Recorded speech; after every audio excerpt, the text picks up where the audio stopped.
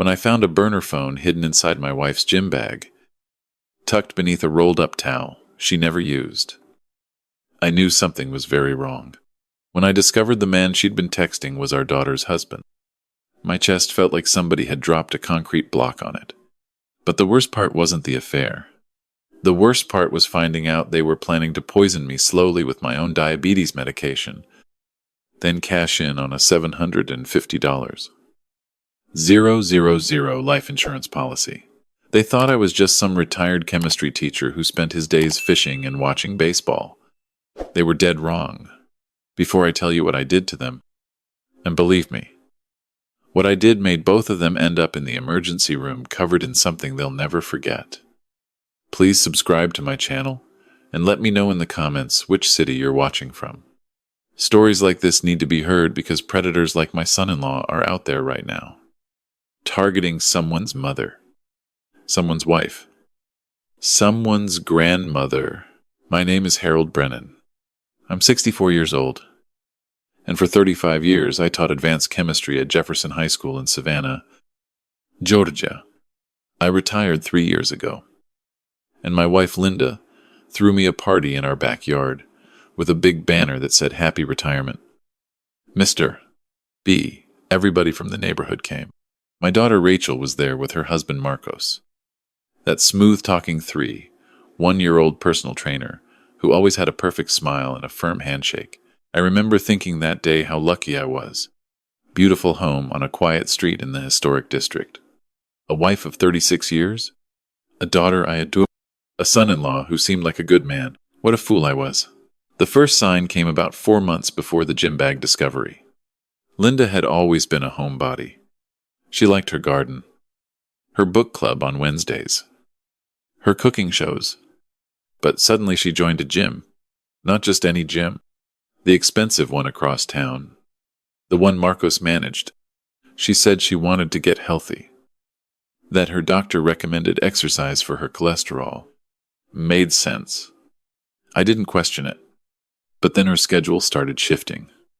She was going to the gym 3, sometimes 4 times a week. Always in the evenings when I was at my fishing spot on the Wilmington River. She started wearing perfume to exercise. She bought new workout clothes that looked more like date outfits. She was on her phone constantly, angling the screen away whenever I walked past. One Thursday evening, I came home early from fishing because a storm was rolling in. Marcos's black Jeep was in our driveway. I walked in through the side door and heard them in the kitchen. Linda was laughing in a way I hadn't heard in years.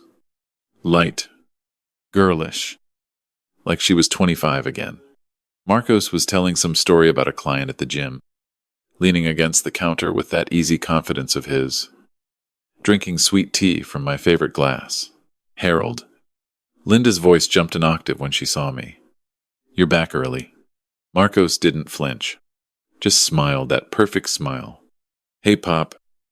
Just dropping off some protein supplements for Linda. Her trainer recommended them for recovery. The explanation was smooth. Too smooth. Like he'd rehearsed it. And the way Linda's cheeks were flushed. The way she couldn't quite meet my eyes. The way Marcos squeezed her shoulder as he left. Just a second too long. I noticed all of it. That night, Linda made shrimp and grits. My favorite? She was sweet and attentive, asking about the fish, about the storm, about my plans for the weekend. It felt like she was apologizing for something I wasn't supposed to know about. The next morning, Linda was in the shower, and her gym bag was on the bedroom floor. Half open. I wasn't snooping.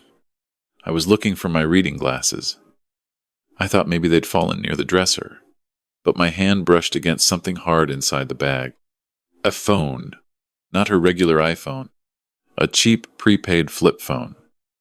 The kind you buy at a gas station. I opened it with trembling fingers. The texts were all to one contact saved as M. Can't wait to see you tomorrow. Linda sends a heart. Me neither, beautiful.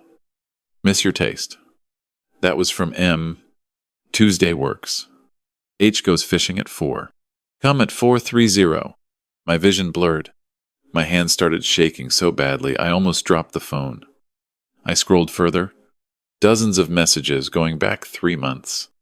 Explicit. Intimate. Making plans around my schedule. Every Tuesday. Every Thursday. Sometimes Saturdays when I visited my buddy Frank in Charleston, I put the phone back exactly where I found it. Walked to the garage. Sat in my truck for 20 minutes just staring at the steering wheel. The woman I'd loved for 36 years was sleeping with our daughter's husband, the man who'd stood at our Thanksgiving table last November. Carving turkey. Calling me Pop. Shaking my hand. The man my daughter Rachel loved with her whole heart, but I didn't confront them. Not yet. 35 years of teaching teenage chemistry students had taught me patience. It taught me that reactions require the right conditions, the right catalyst, the right timing. Rush the experiment and you get nothing. I needed evidence. Real evidence. And I needed to understand exactly what I was dealing with. Monday morning. I told Linda I was driving to Charleston to spend the week with Frank. Instead, I checked into a comfort inn 6 miles from our house and started watching. That afternoon, I parked down the street from our home in a rental car Linda wouldn't recognize. At 4:15, right on schedule. Marcos's black Jeep appeared. He walked to the front door carrying a bottle of wine and a small gift bag. Linda opened the door wearing a sundress I'd never seen. Makeup done like she was going to a gala. She pulled him inside quickly. Looking up and down the street before closing the door, I sat there for 2 hours. When Marcos finally left, his shirt was untucked and his hair was a mess. He was whistling, actually whistling as he walked to his car. Like destroying my marriage was just another pleasant afternoon. The next day, I followed Marcos from the gym. His first stop wasn't a training client. It was a townhouse in Ardsley Park owned by a woman named Diane Palmer. Wushaba, widow of a real estate developer. I watched him carry groceries inside. He didn't come out for 90 minutes. When he did, Diane was at the door in a silk robe, waving goodbye with the kind of dreamy expression I'd seen on Linda's face. From Ardsley Park, Marcos drove to Pooler, an upscale subdivision. Another woman, this one, maybe 62. Silver hair. Expensive jewelry visible even from the street. She greeted him with a hug that lasted way too long. Marcos went inside. Came out an hour later, looking exactly the way he'd looked leaving Diane's townhouse. By Wednesday, I'd tracked Marcos to 5 different women across Savannah and the surrounding suburbs. All older, all wealthy, all clearly intimate with him. I ran background checks at the public library, using property records and social media. Diane Palmer had recently added Marcos as a beneficiary on a $30,000 investment account. Catherine Howell in Pooler had given Marcos $22,000 for gym franchise expansion. Patricia Simmons on Tybee Island had co-signed a lease on his apartment. Marcos wasn't just cheating. He was running a professional romance con targeting older women with money. My wife wasn't his love. She was his mark. And she was the biggest prize of all because she had something the others didn't. She had a husband with a $750 life insurance policy. But I still didn't know the worst of it. Not until I planted the recorder. I bought a voice-activated digital recorder from a pawn shop in Garden City. Paid cash. That Thursday, while Linda was at her fake gym session, I hid it behind the cookbooks on the kitchen shelf. The ones we never touched. Julia Child, collecting dust for a decade. I told Linda I was going night fishing, that I'd be out until midnight. Then I parked 2 blocks away and waited. Marcos showed up at 7:30. I went back to the Comfort Inn and tried to sleep. Couldn't. Friday morning. I retrieved the recorder while Linda was in the shower. 4 hours and 12 minutes of audio. I sat in my truck at the Walmart parking lot and pressed play. For the first 30 minutes, it was just them talking. Flirting. The sounds of wine glasses. Then Marcos brought up the subject that changed everything. So did you talk to Dr. Reeves about switching his insulin. Marcos's voice was casual, like he was asking about the weather. I did. Linda replied. She gave me a new prescription, said it was a better brand, but I looked it up. Marcos. If I gradually increase his dosage without him knowing, it'll cause hypoglycemic episodes. At his age with his weight, everyone will think it's just his diabetes getting worse. My blood went ice cold. I had to pause the recording because my hands were shaking so violently I couldn't hold the device. How long, Marcos asked. Fool. Maybe 5 months? Slow enough that no doctor will connect the dots. He'll just deteriorate.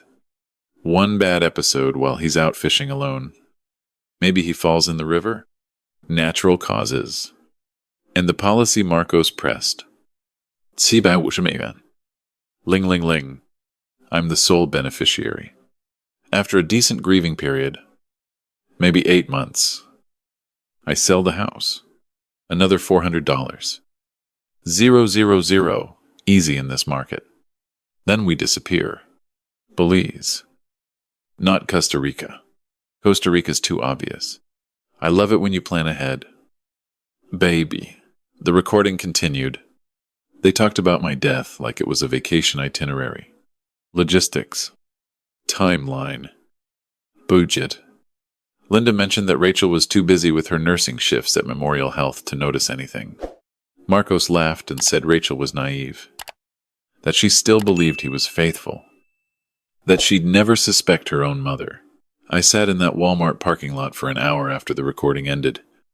A retired chemistry teacher. A man who'd spent his life teaching kids about molecular bonds and chemical reactions. And now I was listening to my wife and son-in-law calmly plan my murder over wine and laughter in my own kitchen. But here's what they didn't understand about Harold Brennan. 35 years of chemistry didn't just teach me patience. It taught me about reactions, about catalysts, about what happens when you combine the wrong elements under pressure. They wanted to use chemistry to kill me. Fine. I was going to use chemistry to destroy them. And I had 35 years more experience than either of them could imagine. That weekend, I drove to my storage unit where I kept my old teaching supplies. Beakers. Graduated cylinders. Protective equipment. But what I really needed was knowledge. And I had plenty. I spent Sunday night in my rental hotel room planning every detail. The revenge had to be public. It had to be undeniable. It had to expose Marcos as the predator he was, and it had to protect Rachel, Diane, Catherine, Patricia, and every other woman this man had targeted. The plan centered on 2 things I knew intimately: chemistry and Marcos's vanity. Marcos was obsessed with his appearance. He used expensive bronzing lotion every day. The kind that gave him that golden brown glow his clients and victims found irresistible. He kept a bottle in his Jeep, one at the gym, one at our house that Linda hid in the guest bathroom. I'd seen the brand, Sun-Kissed Pro, a premium self-tanner that absorbed into the skin over 4 to 6 hours. What Marcos didn't know was that methyl violet, a chemical dye I'd used in countless lab demonstrations, was virtually identical in consistency to self-tanning lotion when mixed properly. Colorless on application, but when it reacted with skin proteins and sweat over several hours, it turned a vivid, unmistakable shade of deep violet purple. The kind of purple that doesn't wash off for days. The kind that no amount of scrubbing, soap, or alcohol can remove. You just have to wait for your skin cells to naturally shed. But the purple was just phase 1. For the grand reveal, I needed an audience, and I knew exactly how to get one. Rachel and Marcos's 3rd wedding anniversary was in 2 weeks. Linda had been planning a surprise party at our house. 50 guests. Catered food. A live jazz trio from the riverfront. The whole neighborhood was invited. Plus Marcos' gym client. Rachel's colleagues from the hospital. And of course, every woman Marcos had been secretly romancing. Oh yes. I made sure Diane Palmer, Catherine Howell, and Patricia Simmons all received personal invitations. I told each of them it was a community appreciation event and that Marcos had specifically mentioned wanting them there. They were thrilled. None of them knew about each other. The week before the party, I made my move. I swapped Marcos's sun-kissed Pro bottles. All three of them, the one in his Jeep, the one at the gym, I accessed during off hours using Rachel's spare key, and the one in our guest bathroom. Each bottle now contained my special methyl violet mixture, carefully calibrated, to activate slowly and peak approximately 6 hours after application. Marcos applied self-tanner every morning like clockwork. On the day of the party, he'd apply it around 8 a.m. By 2 p.m. when the party started, nothing visible yet. By 6 p.m., right when the party was in full swing and every guest was there, the reaction would hit its peak.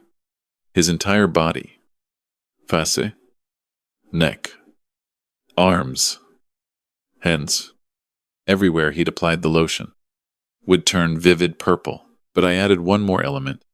I'd also prepared a UV reactive compound mixed into the tanning lotion. Under normal light, just the purple, but under ultraviolet light, the compound would fluoresce bright green in a very specific pattern. I'd added it to Linda's bottle of fancy body cream too, the one she applied every morning. Anyone who'd had prolonged skin-to-skin contact with either Marcos or Linda would carry trace amounts of the fluorescent compound on their own skin, invisible in daylight, blazing green under UV. For the grand finale, I'd rented a UV party light setup through the catering company, telling Linda it was for a glow party surprise for the younger guests. She loved the idea.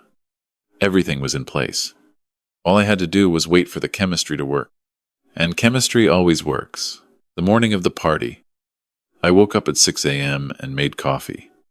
Linda was already buzzing around the kitchen, coordinating with the caterer, checking the guest list. She seemed happy. She had no idea this was the last day she'd be able to look anyone in our neighborhood in the eye. At szapty patruzeci, she cinci? I heard the guest bathroom shower turn on. Marcos and Rachel had stayed the night to help set up. Right on schedule. Marcos would be applying his tanning lotion, coating himself, head to toe in my carefully engineered compound. I sipped my coffee and smiled for the first time in weeks. Guests began arriving at 2 p.m. Our backyard looked beautiful. White lights strung through the live oaks. A long table with low country boil, pulled pork, and peach cobbler. The jazz trio played softly near the garden. Rachel was glowing with happiness, greeting her friends from the hospital, showing off the anniversary necklace Marcos had given her, bought with Catherine Howell's money. I was sure. At 3 p.m., Diane Palmer arrived in a stunning dress, looking around nervously. A tre cinci sprezece. Catherine Howell walked in, immediately spotting Marcos across the yard and smiling that private smile. A tre triceci. Patricia Simmons appeared, carrying a gift bag. None of them had seen each other before. None of them knew they were about to discover they'd been sharing the same man. Marcos was working the crowd like a politician. Handshakes. Hugs. That magnetic smile. He had no idea that beneath his fitted polo shirt, the methyl violet was slowly reacting with his skin proteins, building toward its vivid purple revelation. By 5 p.m., I noticed Marcos scratching his forearm absently. The dye was beginning to surface. A faint lavender tint, barely visible unless you were looking for it. Nobody noticed yet. He probably thought it was a shadow or a trick of the late afternoon light. A cinci trezeci. Rachel frowned and touched Marcos's cheek.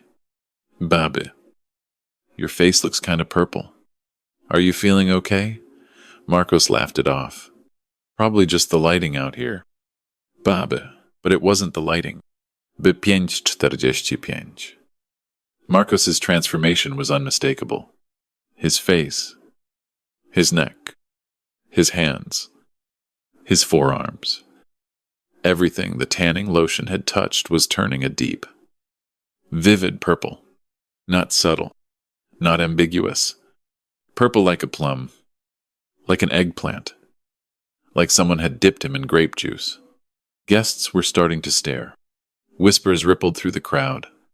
Mrs. Patterson from next door nudged her husband. Is Marcos turning purple? Marcos finally looked down at his own arms and froze. His confident smile disappeared. He rubbed his forearm frantically. The color didn't budge. He rubbed harder. Nothing. What the hell? What is happening to me? Linda's face went white. She grabbed his arm, examining the purple skin. Oh my God. Marcos. We need to call a doctor. That's when I announced, loud enough for everyone to hear. Hey everybody. Let's get that glow party started. Hit the UV lights. The catering crew flipped the switch.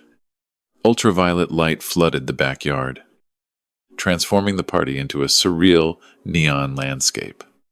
And that's when the real show began. Under UV light, Marcos's entire body lit up like a Christmas tree. Vivid green fluorescence traced every inch of skin where he'd applied the tanning lotion. He looked like a radioactive alien standing in the middle of our anniversary party. But Marcos wasn't the only one glowing. Linda's arms, her neck, her face. Everywhere her fancy body cream had been applied, blazed with the same fluorescent green. The crowd gasped. 2 people glowing identical green at the same party. The implication was impossible to miss. And then came the moment that shattered everything. Diane Palmer was glowing too. Faint traces on her hands. Her neck.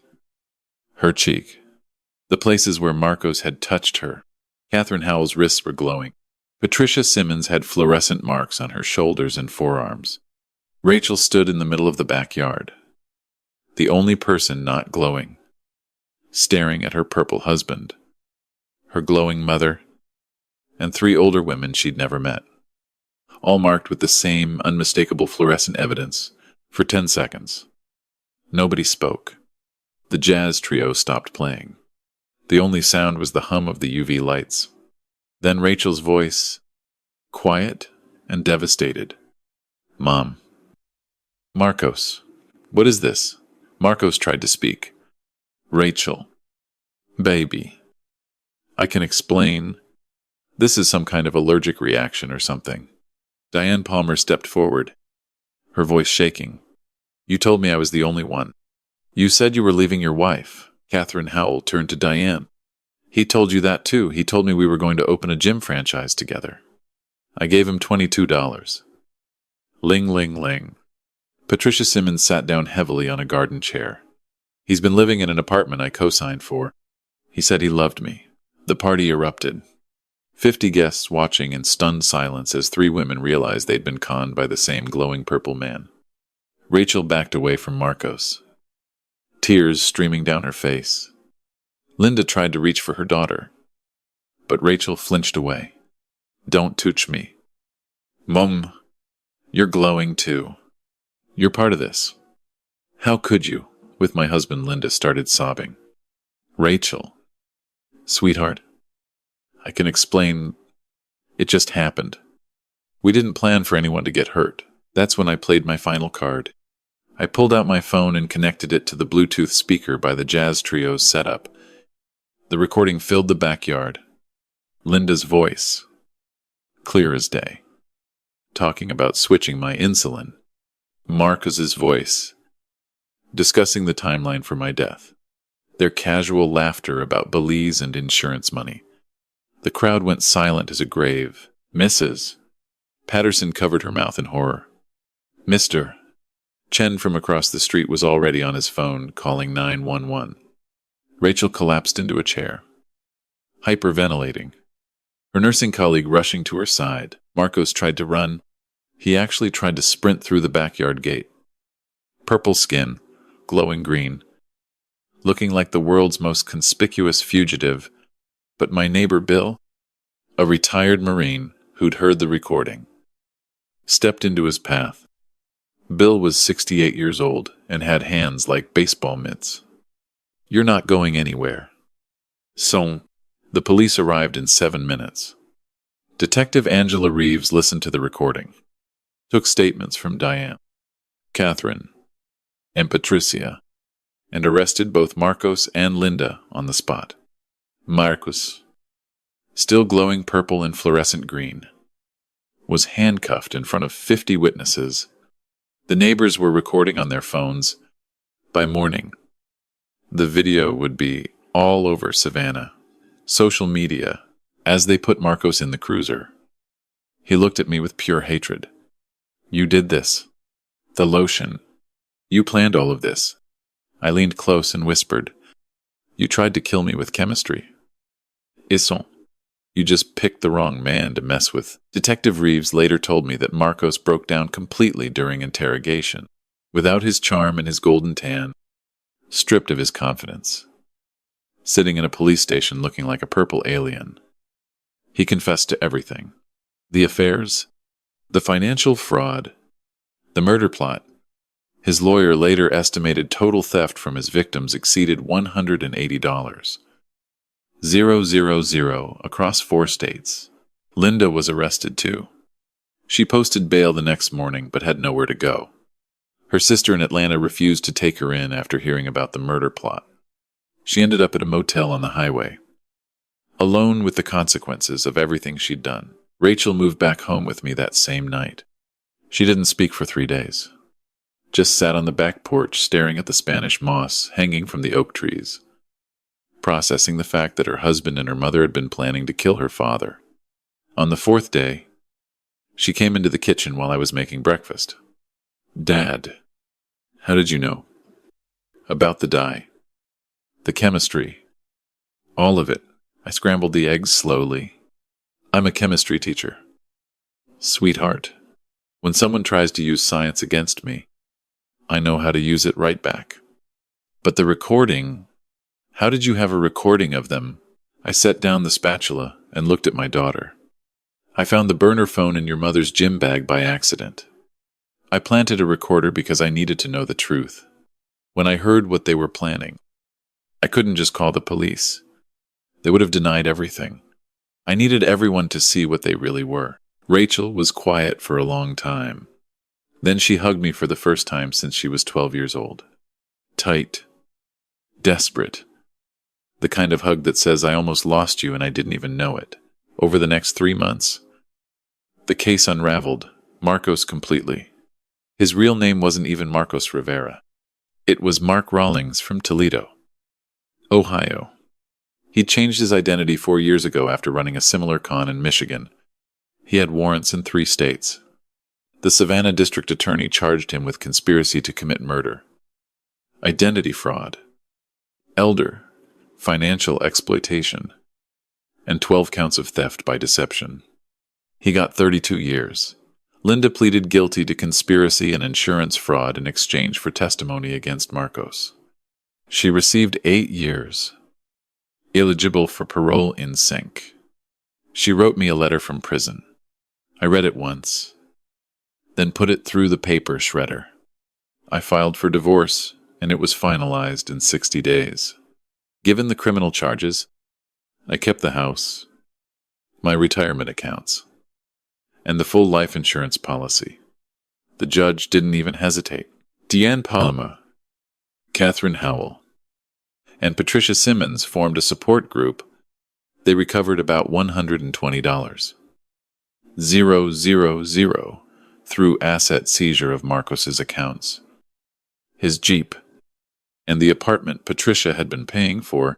Diane told me once that seeing Marcos turn purple at that party was the most satisfying moment of her life. Rachel got promoted to charge nurse at Memorial Health. She moved into a beautiful apartment on Jones Street, 10 minutes from my house. We have dinner together every Sunday. She makes her grandmother's peach cobbler and I grill the fish I catch on the Wilmington River.